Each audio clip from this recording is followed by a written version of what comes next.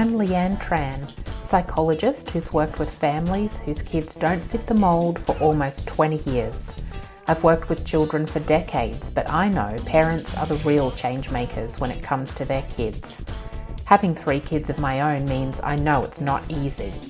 Parent Like a Psychologist is all about simplifying how you support your kids with psychology information filtered through years of experience to take you from overwhelmed to confident. Come on in. Good morning, Emma. How are you? I'm good. Hi, That's good. Leanne. So today I'm talking with Emma Gilmore from Hope Rising Coaching. It's lovely to have you. We've already had a lovely chat. I feel like that was my favourite part already. So can you tell us a bit about yourself? Give a bit of an introduction. Yes, thank you, Leanne. It's lovely to be here. Thank you for having me, and I loved our chat as well. As Leanne said, my name's Emma. I run a business called Hope Rising Coaching. I work with women in midlife mainly, who are wanting to change their relationship with alcohol. And so I'm a qualified and licensed counsellor and psychotherapist. I stopped drinking in January 2020, and the method that I stopped drinking was using a method created by a lady called Annie Grace, who wrote the book This Naked Mind. And within 2 weeks of stopping drinking using that method, I was just so blown away with how I went from somebody who saw drinking as an absolute part of my identity to a person who didn't want to drink, Right. as opposed to somebody who wasn't allowed to drink. Yeah. And there's a very different energy that you bring to your life when it comes from a place of abundance as opposed to fear and scarcity. Yeah. Which is very much the way that I work with people around alcohol as well. It's very much so around this sort of concept that the problem's not the person. Mm-hmm. It's not a person problem. And Yeah. that alcohol is just a band-aid and a coping mechanism like any other band-aid or coping mechanism, some of which are approved by society, some of which are not. Yeah. Unfortunately for the poor people who have, like myself, chose alcohol to be one of our coping mechanisms, it's one of the ones where it's got an awful lot of stigma attached to it. And so often, given whatever our personal upbringing was, we tend to make ourselves the problem, which makes it even worse and harder Right. to get out of the cycle. Because Mm. the world around us teaches us that that's the case, and there's a lot of parts of our society that benefit that it keeps a lot of money coming in to keep us under the belief that the problem is those strange people over there who've lost their house, lost their family, and it must be a problem with them. Whereas the reality of the situation is that alcohol is an addictive substance to anybody. Yeah. If you drink it to what is actually quite a low amount in comparison to what people might think, the way that it works with our bodies is it creates a survival desire for dopamine, which our body thinks it needs to survive. And because the way that alcohol works chemically in our body is it floods our body with excess dopamine, and Mm-hmm. then it starts to think, well, this is a survival mechanism. I want this. It makes me feel better. Whereas dopamine is like anyone who knows anything about sort of neurotransmitters, and dopamine is kind of like it wants you to do something and then you get a reward at the end of it. That's a mixture of hormone or neurotransmitter thing. That means that basically with the way that it works for our brain is it makes us think of the thing as wonderful, Mm-hmm. because its whole purpose is to make us do the thing again, and then we Yeah. get rewarded for doing the thing. And so it's a wanting problem. So one of the greatest things about the methodology that I learned and the methodology that I work with humans around is it changes the wanting. Yeah. So if you don't want the thing, then it's less of a problem. But wanting has a friction to it, a nervous system dysregulation. like so many things in our worlds. But my personal experience was I worked in corporate for 20 years in marketing. I had what would be considered a very successful life on the outside. I had 2 kids in my mid-30s. I worked for Warner Brothers and Disney and Mars and those kind of really big brands. Mm-hmm. I grew up in Africa in a family who drank. It was very normal for everybody to drink. No one would have considered anybody to be anything other than a regular drinker. And again, this whole concept of normal is always a really interesting one, because most Yeah, of my clients come to me wanting to drink like normal people, which right. makes the assumption that, our society perpetuates this idea that there is this normal drinking. Yeah, In reality, it's normal is just made up, right? yeah. I was thinking that actually, as you mentioned it about, some ways of coping are more acceptable than others, and I think in the Australian culture, at least, the drinking is a very accepted way of Yes. coping with things, and particularly for parents and mums, I think. Our mums, yeah. Um, yeah. Yeah. So it's often that messaging is that that's just what you do. Yeah. It is normal. And oh my goodness, how much was that the case in COVID? Mm, Mums were, especially in Victoria and New South Wales, where mums were doing homeschooling as well as doing their jobs, and all of yes. the memes and everything on social media was all about, mums drinking to get through the day again. Yep. And it's really interesting. There's a brilliant book. It's a 10-year anniversary of this book called Drink by Anne Dowslet. I've forgotten her surname. It's Anne Dowslet, and then it's a hyphen and then something else. Okay. I'm actually going to interview her for my podcast soon, because she's such a hero in this space, and she speaks specifically about women and Mm, mothers and why alcohol has such a profoundly different impact on us because of things like the stress of the mental load, things like yeah. the perfectionism and the expectations of women, the people pleasing part of the way that we've been brought up to, have everybody else be okay before we make ourselves okay. Yeah. That those are the things that lead to people drinking. Yeah. It's drinking is literally, we're exhausted and we don't know how to manage ourselves in any other way. Yeah. And I think as parents too, but particularly as mothers, we also can't stop. We can't stop that mothering role. It continues on. So you have to have some way of managing the stress of it. Um, Yeah. yeah, because it's relentless sometimes It's is the word I relentless. use. And Yeah. especially for mums, and I know we've talked about this before, but I identify and I am a neurodivergent human. I'm an autistic ADHD mum of 2 autistic ADHD teens. And I think what happens with a lot of the women that I work with is they have children, and suddenly the things that they were able to do to remove themselves or to get some quiet time or to Mm. regulate their nervous systems, they're not available anymore. Yeah, that's a real insight for me. I hadn't thought about it that way. So many women say to me, I had kids, and then it was like the noise, the intensity. You can't go, I'm going to go and sit in my room and put my headphones on and just wait till everyone goes away. Yeah. Yep. It's like you've got to feed the people. Yep. Yep. You've got to make sure you've got to be the safety control Yeah. officer. And then for a lot of us, neurodivergents or humans, we've been brought up with this whole sort of productivity culture, perfectionism, everything has to be controlled. And we're coming from a place of, things need to be just so in order for us to feel okay. And Hmm. other humans don't know these rules, right? Yeah. They're not bought into the like everything needs to be just so that we can be okay rules. And they're just doing all kinds of stuff. Yep. at Yep. inappropriate times. And we might be in a hyper focus moment and someone comes and interrupts us.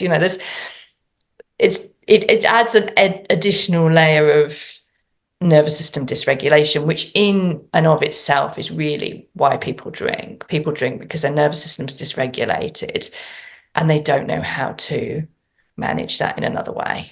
Mm. That's really it. Like we are often, I mean, there's a lot of stuff behind that. So our nervous system might be dysregulated because of the meaning we make about a situation. So, for example, if our kids are kicking off, or I was just talking to Leanne this morning about, because both my kids struggle with going to school. One of my kids has chronic fatigue and autistic burnout, and the other one's had to change schools because of bullying. And going to school for us is very different to people whose children go to school easily. Yes. And it's a normal part of the day. So I was saying to Leanne, if I still drank, this morning and the last few mornings since we've been, this whole trying situation, because trying has an energy to it for everybody involved, and the energy of having to try not only just to get yourself as a neurodivergent parent out of bed and, moving, but actually having to get resistant other humans in that way. And you've got to do it in a way that's not going to dysregulate their Yeah. nervous system. Yep. It's like, co-regulating another human being when you're already a human being who has a tendency to be quite dysregulated anyway, or to feel things intensely anyway. It takes a lot of work. Yeah, absolutely. It takes a lot of work. And you can totally, I mean, people don't drink for no reason. Yeah. That if I could give one message, it's like people don't drink for no reason, and there's nothing wrong with a person not knowing yet how to manage themselves in a different way. Mm. It's a learned skill. Like we learn what our triggers are. We learn the meanings that we make, because there's so much judgment in our society around our children, right? They love to give you a bit of advice. Oh, yes. Love to come in and say, well, have you tried a reward chart? You're like, yes, I have. Yep. And, I was saying to Leanne earlier, because my kid who's been in chronic fatigue and autistic burnout, a lot of people are like, well, they really just need to get out and do some exercise. And you're like, they've got chronic fatigue. They can literally not lift their head off the bed. Yep. People think it's a trying issue, and then there's an awful lot of parental blame and all this kind of stuff that comes along with it. And so these are the beliefs that we hold. So somebody says something or doesn't even say something, we make a meaning about the fact that our family's not like everybody else's. Mm. Can't I do this? What's wrong with me? And for a lot of us, we don't know our children are neurodivergent until we find out. And we don't know we're neurodivergent until we find out our children are neurodivergent. And especially for mums of kids who are assigned female at birth, girls and assigned female at birth humans are incredibly good at masking, and that's why we find that a lot of our assigned female at birth or identify as girls humans are being diagnosed when they reach puberty and go into high school, because the masking isn't possible anymore because of the hormones, and because of the, suddenly you're in a school where you've got to go to all these different classrooms and people are shoving you in the corridor, and it's no longer your sweet little primary school where everything was in the classroom. Yep. And I think adolescence is tricky because the rules change. What you can learn the rules in primary school of how you play and get along, and then adolescence, the rules change, and it's really hard to pick out the ones you're meant to follow. So all those things come together. It is often a time when families are, finding out more about how their children are made. That's exactly right. And I so remember with my two kids, both very different, both autistic, absolute opposite ends of the kind of like what you'd imagine. And I so remember my big kid, when he was in primary school, used to do all these beautiful things like going out and dancing in the rain and getting told off for doing that, or sitting under the desk and reading his book.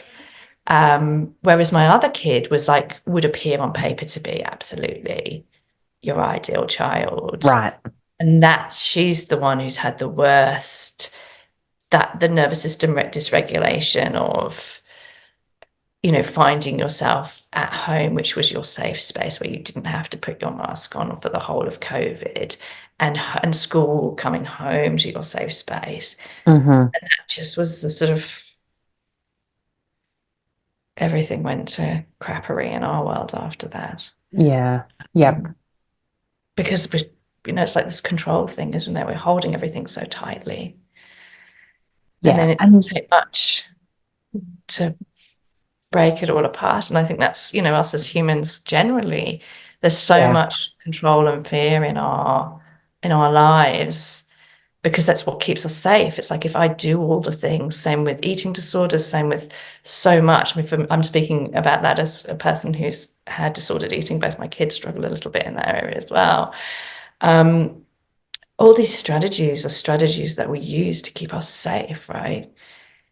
Because we're afraid of what will happen. And the only way that we can keep some semblance of feeling like we have agency Mm. in our lives, and the fear of what might happen if we loosen that grip, and is quite terrifying, isn't it? It can be like, wow, it's a bit like if I open the dam on my emotions, geez, I might drown. I may Like, never, ever, ever be able to stop that tsunami. yeah. Yeah. And I get that, right? I totally get. I was saying to Leanne earlier, I used to think I was, for a lot of, and I'm sure I know now it's a coping strategy, but I've spent a lot of my life with very poor interoceptive awareness, very with alexithymia for me, which is that if I find it difficult to feel things in my body, and I find it difficult to identify an emotion. And so a Mm. lot of my work, and the work that I do with my clients and with my kids, who sometimes want to do it with me and sometimes it's just like, Mum, back Yeah. off, is around that. It's like, how do we make our humanness, ourselves safe? How do we make ourselves a safe place to be? Because we've never been taught. No one ever taught us how to hold ourselves in our distress. Mm. It's not demonstrated to us. And certainly from my generation, it was always, you're either too much, or, it's like you're too loud, you're too excitable, I have so many clients who've had that story. I've definitely had that story told to me. But the other part is, you weren't allowed to get upset, you're not allowed Yeah. to feel stuff. It's like, suck it up, Yes. get on Yep. with it, you Yep. know? And also that pressure to be perfect, to be, you get love by doing all the things, Yeah. So if your external validation, which you need as a child in order for you to survive in the world, you need to be loved. Yeah. Um, that's all about control, as well. So it's a place of safety and reality. It sounds funny, but alcohol is often a place of control for people too. It's like, I can control this. Mm. I'm feeling this really big thing, and I can control this, because if I drink, then I can either sort of, because usually when you drink, it sort of takes you away from yourself a little bit. Mm. You're experiencing, you get like a little bit of distance. And so for people, it's like, I get a little bit of distance from my anxiety. I get a little bit of distance from what's going on for me. And I feel like I'm getting relief. It feels Yeah. like a relief from the stress. You don't feel it as intensely, I'm but not feeling, I'm basically numbing out. I'm numbing mm. out. I'm escaping from my experience of life because I don't know how to manage it yet. Mm. That's what I teach in my work, is like, okay, so let's get down with it. Let's see what's happening with these emotions, and let's learn, little tiny bit by tiny bit, how to ground ourselves in our space, and how to, kind of be like a DJ with a mixing desk of, going into your emotion a little bit and then coming back out again, and grounding and feeling your bum on the seat and your feet on the floor, and learning those sort of beautiful There's a lady called Emma, I've forgotten her name as well, I'm sorry. Perimenopause or ADHD brain. Yeah. But she is Adelaide based. She's an autistic human. And she's done a whole piece of work for the schools around interoceptive awareness. And Okay. even things like one of the tools I teach my clients for in the moment, whereas a lot of our work has to be done outside of the moment, because as you know, Yeah. in the moment we're Yeah. but outside of the moment and reflecting back on the moment and kind of working out what's going on is a lot of the work. But in the moment, there's some great tools, even just like, I'm sure you know these ones, Leanne, but like if you scrunch your hands together or your feet in your shoes for like 30 seconds and Mm-hmm. really tight, and then after 30 seconds, just like release them and really focus on, and you can do that without anyone realizing, you can Yes. do foot in your shoe, Yep. and just noticing like how your webbing feels between your toes, and what it feels like differently in your foot. And this can be hard for us neurodivergent humans too, but it's a really great way to train our brains to Mm. start being able to notice things. And then what happens is when we're noticing, it's like that mindfulness thing, is the minute you start noticing what's happening in your body, you're no longer, you can't be in fight or flight at the same time. So Yeah, that's a really good tip, because I was thinking about this, the experience of stress as parents, and we often get taught to do things like self-care and that kind of thing, but it seems really that that's a few steps on from the experience of in the being moment, overwhelmed or stressed in the moment. yeah, And I was just going to ask if you had any strategies, but you've already told them, because I think that's they're the bits that get you through the moment, so that in the you moment, can yeah. think about how you're going to approach and your stress and reduce it later on when you're calm. But in the moment, that's not the time for that kind of planning. That's exactly right. And so there's physical ones. Physical ones are great. Anything somatic's really cool.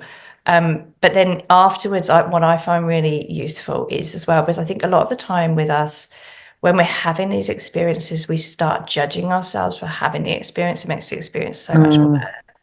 yeah. Or we just deny our experience, or we're like, that happens so often with women. We're just like, well, I shouldn't be in feeding. I just told myself I just need to sort of get on with it. And Yeah. it's Yeah. Stop overreacting. yeah, or just calm. Can you just calm down, Yeah. please? Like, how many of us have ever calmed down when someone tells us to calm down? No one ever. Especially like to ourselves. It's like we've got this nasty little war of like this judgy part of us. Yeah. Bless us, Yep. soul, is also just trying to keep us safe. But Yep. then the part of us that's like having the experience isn't allowed to have the experience because judgy's coming in and going, you can't have your experience. And so one of the things I teach my clients to do as well is, and again, it's an after, it's looking at, but it's like allowing ourselves to have the experience. Like if we Mm, are feeling really frustrated and angry and upset, it's like one of the things I do is we talk about, like just touch a bit of skin, a little bit of fabric.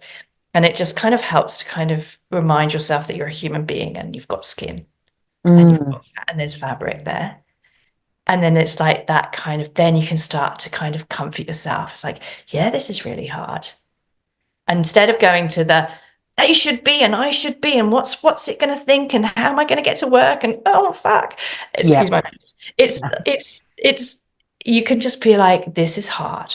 Yeah. Let's just sit for a second before we go back into the game. This is hard. This is hard. Yeah. Man, this is hard. And we don't do that enough. And it makes me, and then we become human, right? But like, this is hard. We're all trying so hard. They're trying, Yeah. I'm trying hard. We're not trying to be horrible. We're frightened for them. Because a lot of the time I find with parents of neurodivergent children, we're catastrophizing as well. Not only is it like, I'm going to be late for work, and what does that all mean? But also, Mm, we're like 20 years' time. It's like, oh my goodness, they're just never going to have a life. They're going to be in a basement watching video games. And all of this stuff comes from a place of love. yeah. It's just very unhelpful in the moment to be like, Yeah. Exactly. Yep. and I think we need to hear more from people who actually say, do you know what, this this pathway that we've all been sold that is normal. This is not how our children have to be. Like, we Yeah. do not have to go to school, go to university, get a job, get married. This is just made up, right? It's made Yeah. up. Yeah. And in our world now, Mm. like, I don't know about you, but I stopped my career at 46, retrained as a counselor and psychotherapist, and now I'm an alcohol coach. I mean, how it's like when my kid she's not been to school for 3 years, but you know what? She's absolutely fascinated, could tell anybody all about the figure skaters in Russia and the Romanovs, you know? Right. If she has her passion and you see all these beautiful neurodivergent children like Summer Farrelly, who's the chicken gal, and she's Hmm. doing I don't know if you know her, but she's doing a biology degree at the moment. I can't remember how old, she's like 16 or 17, but that was her special interest. She homeschooled and she's gone off and she's done that. But we don't have to, all of this stuff that we think is so solid and we have to do it, it's not true, it's not real. And so it's Yeah. like, take a minute, it's okay. They're going to Yeah. be okay, you're going to be okay. All we all need is just to take a breath and to just try and see if we can find some tools so we can regulate our nervous systems, work on our shit as parents. Sorry again, Leanne, That's but work okay. our beliefs, work on what we're making all these situations mean about, if they're not sitting down, if they're not eating properly, if they're not, what are we making that mean about us? Mm. And, in retrospect, is it true? And that whole belief work that we do Yeah. around that. But 9 times out of 10, it's not true. Yeah. And 9 times out of 10, it's about how other people perceive us, even if we don't realize it is. And in Yeah. reality, that just really doesn't matter. All that matters is that your home is a safe place for you and your babies, and everybody else can just go jump. Yeah. It takes us a long time to get to that place because everybody wants to come in and bring their fear into our homes. And Yeah. it brings an energy to it. It's like people say, well, what are you going to do? What are you going to do? I'm like, I don't know. Yeah. Exactly. And sometimes it's not even that conscious saying of it, right? It's that you hear, as a parent, you hear your own mother's voice in your head saying the things that you were told and that kind of thing. So it can be, um, yeah, really, the voices and the messages can come from everywhere. And we do kind of just take them as fact, don't we? Unless you consciously weigh them up and consider them and think about it and reject some of them and maybe all of them. Exactly. And we have to build boundaries. Like, what are we going to allow in our space and what are we not? Mm, Sometimes, like, I remember reading Untamed by Glennon Doyle and mm-hmm. her talking about her relationship with Abby and, her mum being like, and her having to say to her mum, when you are ready to put your fear aside, you come into our house, but why are you bringing your fear into our house? I don't want that in our world. We don't need. Yeah. Yep. So sometimes we have to, and this is really hard for us, we have to say, actually right now, I can't host Christmas. Mm-hmm. I'm not going to be hosting Christmas. And if you want to come and stay with us, but you please feel free to get an Airbnb. But right now, when I've got a trans kid and a kid who can't get out of bed, I might not be wanting to bring whatever you guys might be wanting to bring into our world. And so, or you Yeah. kind of really serious conversation because I mean, working with clients that I do now, as grown-ups who've gone through a lot of this stuff themselves, the words that the people who are supposed to love us say to us have a humongous impact Mm, on our souls. And that doesn't mean that we can't repair. And that doesn't mean that we have to be perfect parents. 10% of the time is always good enough in my book. And that's what I say to clients about drinking and parenting. 10% is great, right? 10%. Let's go for something realistic. But we do have to we have to be really careful. It's a boundaries thing. It's like, we have to be careful who we will allow. Not everybody deserves to have our whole selves. Mm. Everybody deserves to have that. And our babies, it's a bit like, when you stop drinking, I always say to people, the most important thing that you can do when you're stopping drinking is realize that you have to matter the most. And if you don't matter the most, it's going to be very, very difficult because your nervous system's always going to be dysregulated because you're always going to be putting everybody else's needs above your own. When you're putting everyone else's needs above your own, you cannot regulate yourself. Mm. So do that first. Don't even worry Yeah. about it. Work out how to ask for what you need and work out how to, and again, this would be my advice to people if they were thinking of changing their relationship with alcohol, be like, first things first, work out what it is that you can't manage. What is it that Mm. your nervous system is dysregulated because of? And why are you drinking? Because there's always a very good reason. You don't drink for no reason. Body's a Yeah. very clever thing. Work out what it is and then work out what you need to do in order to make your world a less fractious place for you to be. Mm. Not most of the time is not about anybody else. It's always about you. It's Yeah. always about you. What do I do? How can I bring less, how can I have less friction in my body about a situation? That doesn't mean you're being passive or a victim or allowing people to be inappropriate with you or to behave in a way that's not acceptable to you. But what it means is that when you come to have the conversation with the person, you're coming to it from a place of neutrality Mm-hmm. and not from a place of being 3 years old and Yeah. bringing all of that shit with you to the table as well. Yeah. I think is that something that you help people with in the beginning of working with them, or do you have advice about how they can try to work out what it is they're not coping with or Mm. Mm. Well, when I work with people, we do a lot of this work. So either in my one-to-one work or in my group work, we work on all this stuff all the time. And we do kind of grounding exercises Mhm. and ways of increasing your interoceptive awareness. Can you repeat the question? Because my brain's just gone That's completely. okay. I just wondered if it's something that you help people with trying to find out what are those underlying reasons Yes, or yes. why. I think you said something about they have to find the way that they can make sure they put themselves first. Yes. Well, a lot of us Um, don't even believe we're not. That's the interesting thing with it. yeah. And it's like a lot of the things that we believe that alcohol is giving us, the opposite is true. So, for example, we'll be like, people will say, how can you celebrate without having a drink? Or alcohol makes me fun, or Hmm. alcohol relaxes me, or alcohol helps me sleep. So first of all, you kind of have to unpick all of these because in reality, Yeah. generally the opposite is true, is the Right. truth. It's just like a conditioning piece. But when you're talking about the meanings that you're making about a situation, so when I'm working with a client, we'll look at what the situation was that happened.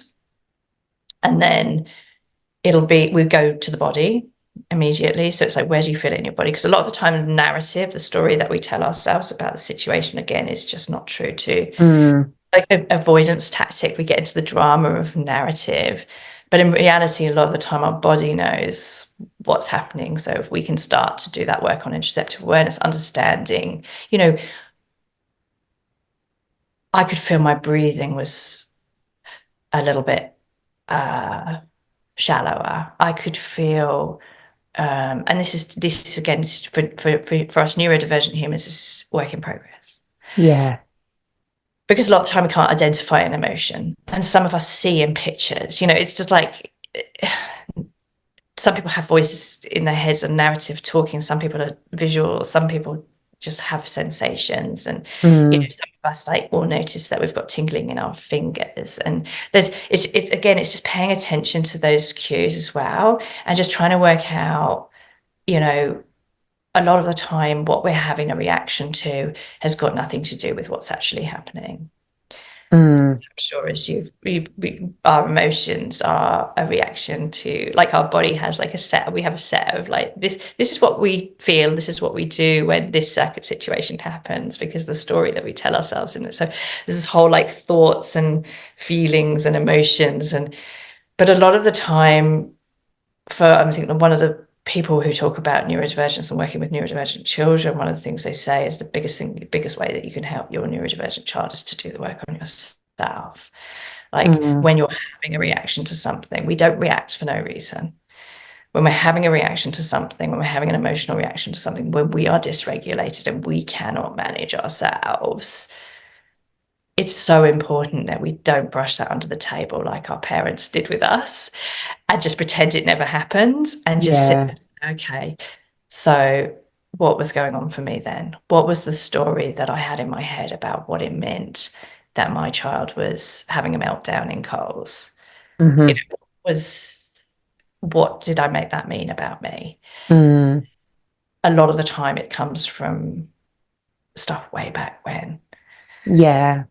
And in fact, I would say most of it comes from beliefs that we formed as very young people, Mm. trying to understand the world with a child's brain, and a Yeah. lot of time not wanting to believe that the world around us might not work in what might be a fair or pleasant way, or that the people who are supposed to love us weren't necessarily able to reflect back our value um, in their eyes to us, because of their own stuff, because their own intergenerational trauma, because of the societal conditioning, because they were frightened.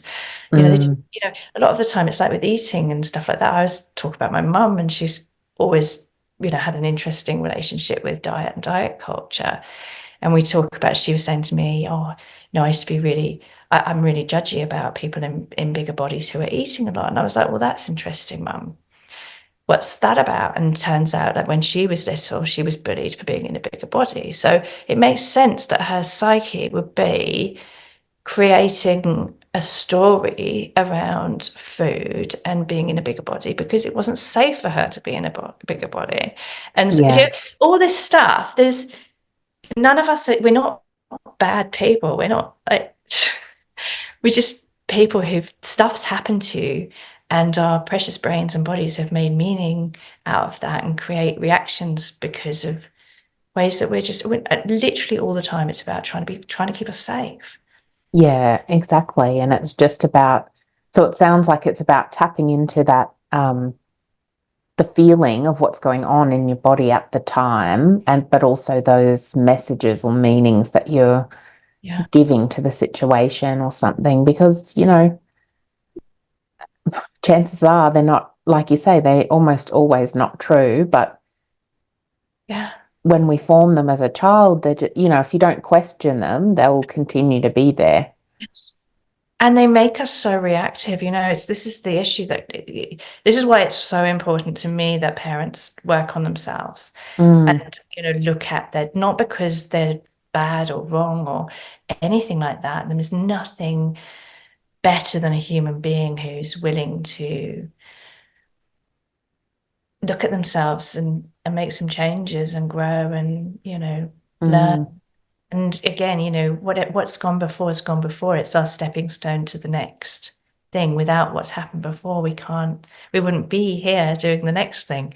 Yeah. It's like having some peace around that, because none of us get it right. I look back on, oh my goodness, when my kids first started not being able to go to school, the amount of pressure and fear and energy that I brought into our homes was Mm. unbelievable. And I'd get really, I was really, think some of the things I'd say were, terrible. I'm quite lucky that my brain doesn't hold on to things for too long. But I know, people do, and people feel terrible. And it's like, no, it's just, we're all doing our best. We're always, always, always doing our best with the information that we have at the time.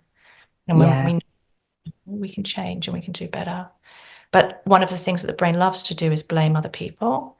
Mm. And because it gives us an excuse, it's like, if I'm blaming somebody else, then I don't have to take responsibility for my stuff. Yeah. You find that a lot with drinking. Like people are always like, oh, my bloody husband, he's drinking all around me. Oh, I'm so angry with him. And then suddenly they find that that energy's allowed them to be able to have a drink, or giving themselves an excuse to have a drink, because their brain went, it's not your fault. Yeah. Yeah. Not your fault. Yeah. It sounds like when you talk about it, it's sounds like it's learning to talk to yourself with in a way that has a lot of compassion, So but much. also is honest. Yeah. Yeah. It's like that Elizabeth Gilbert poem that she wrote about fear. It's like it's acknowledging all the parts of you that make you up and knowing that none of them are wrong. And so in Mm, my work, for example, I don't have I don't give credence to the concept of things like the wine witch, because for me, the wine witch is just a part of us who's trying to help us relieve our distress. yeah. She's a part of us who's coming in. To me, I like to think of it as like the wine savior. He's got a little cape. He's like, I'm down here to help. You know, your fears, Yeah.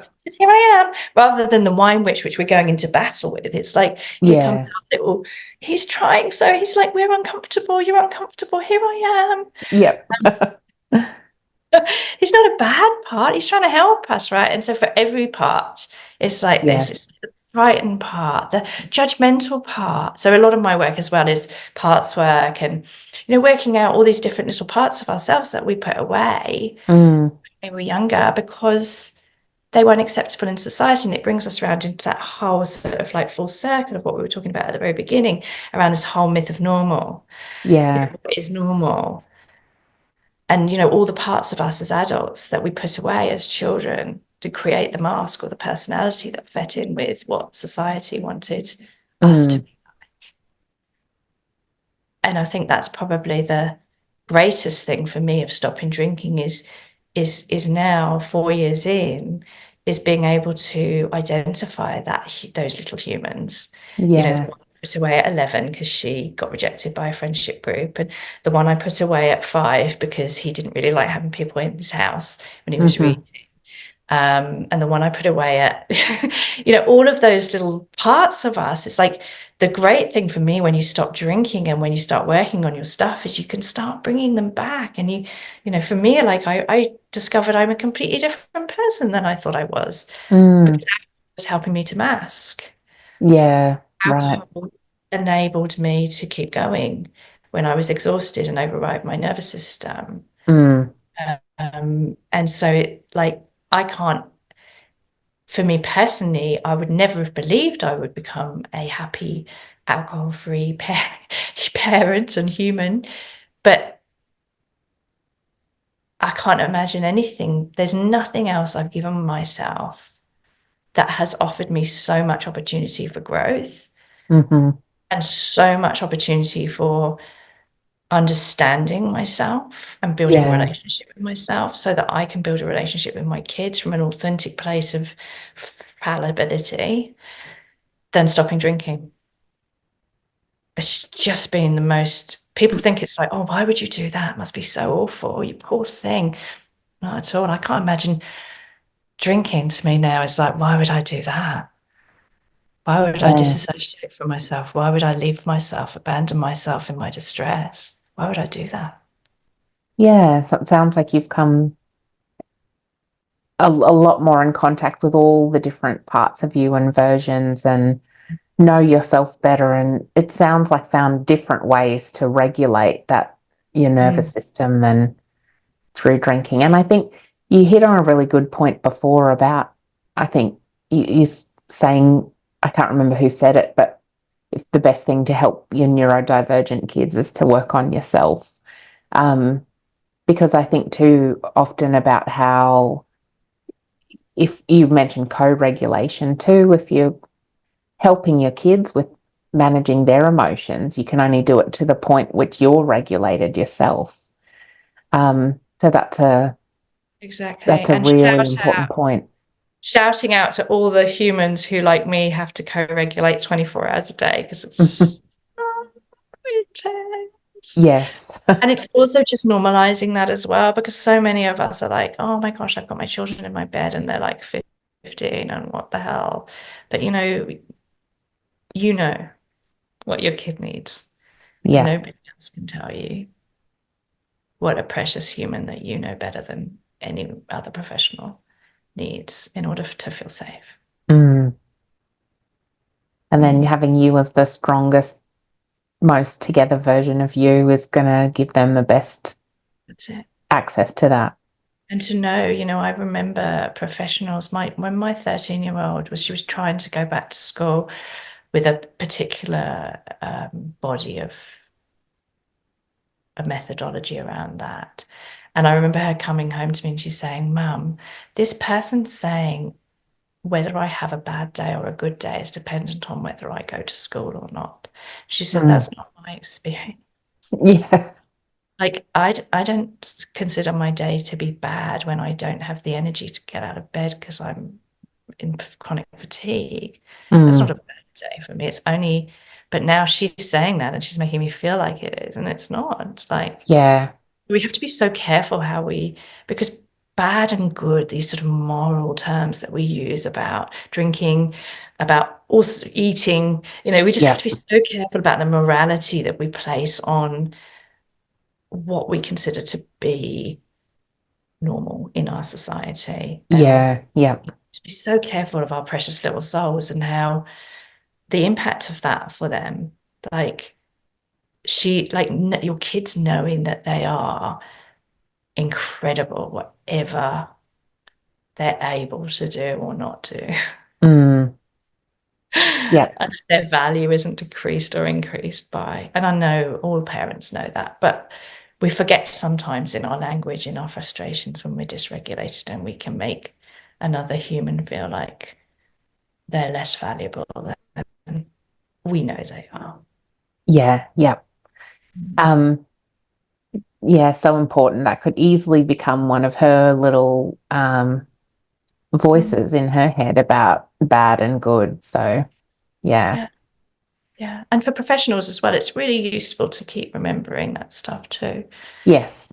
Yeah. What we can do has no, what people can or cannot do has no impact on their value as a human. Mm.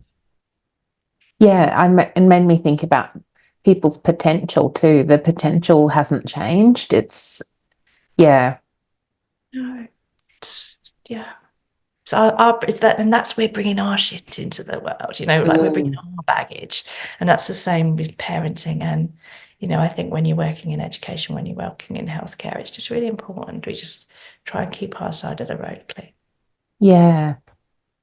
And so you've got a couple of, so I think that really explains why you do what you do. And hopefully it explains for parents too how, um, in a really nice way, about how helping themselves is the one of the best things they can do for their kids as well. Um, and how can parents kind of or people work with you if they'd like to? Thank you, Leanne. That's lovely to ask me that. My website is hoperisingcoaching.com. So you can find most of my stuff on there. I've got some really cool little free tools which are really helpful if you're just wanting to sort of look at your relationship with alcohol. I've got like an awareness worksheet which allows you to just start looking at, where things are, how they are, and stuff like that. I've got a lovely grounding you can use, which is helpful for alcohol, but it's also helpful for any because it's really about that. What am I feeling? Where am I feeling it in my body? What if it had a voice? What would it say? Actually giving ourselves some attention, and then doing those sort of things like where you're touching bits of fabric and skin and scrunching up your feet and stuff like that. So Mm. you just keeping yourself in the, what's actually happening as opposed to what's in your head. So I've got a few of those on my website, and I'll give them links to Leanne as well. And then coming up, I've got a virtual retreat which is called 5 Days to Freedom, which is going to be, so it's 5 days, 7 p.m. AE, DT, Melbourne, Sydney time. Week commencing the 19th of February. And that will be kind of going through all of this stuff, but also getting the tools and tactics to take away. And if you then decided that you wanted to take a break from alcohol or take a year off alcohol or go alcohol free, it's kind of got, we finish with a plan. Okay. Like, you get all these tools that you can kind of take away to practice. So for example, if you're Mm-hmm. having a craving, or learning to kind of be with yourself in your distress, as well as understanding, and working through sort of mindset stuff around beliefs and core beliefs and beliefs that society, self and substance, but then also having like a plan to go forward. Mm-hmm. And then if anyone's interested in doing a 30-day break from alcohol, I do 2 times a year. I'm going to do it this year, I've decided. I did it 3 last time, but it was quite exhausting for me because I coach on a daily basis for 30 days. Right. Yeah. It's quite intense. Yeah. Yeah. And whilst I love it, I did it 3 times last year, and I was like, I don't think I can do this next year. Yeah. Fair enough. So I'm doing it twice, and I've got the next one's coming up.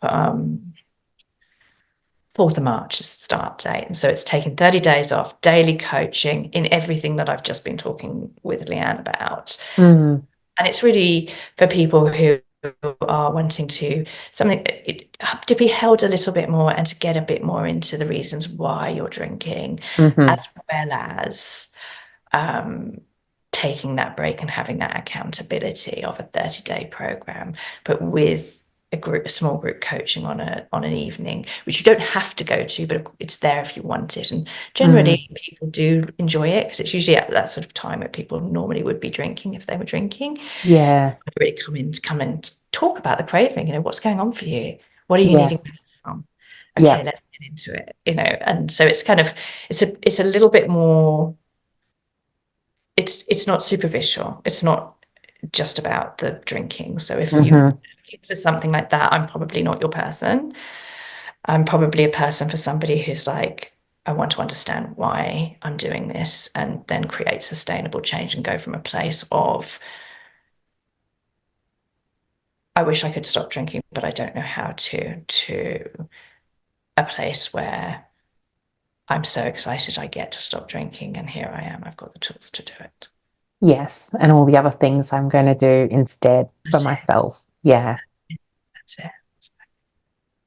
Well, that sounds fantastic. I'll put all the links up in the notes, and probably keep an eye on it and share the information on Instagram when it comes out as well, for those, ADHD brains like yours you mentioned that can forget things. It's good to be reminded in the moment. So, yeah.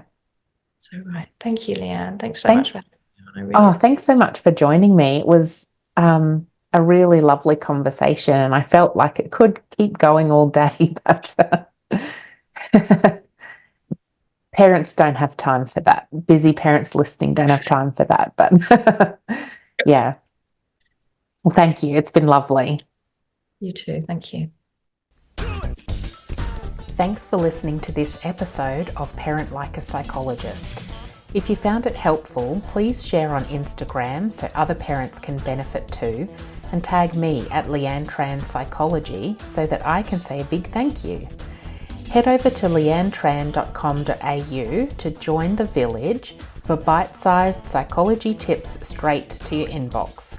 I really hope this podcast has brought a new perspective and you a step closer towards a calm parent and a thriving child.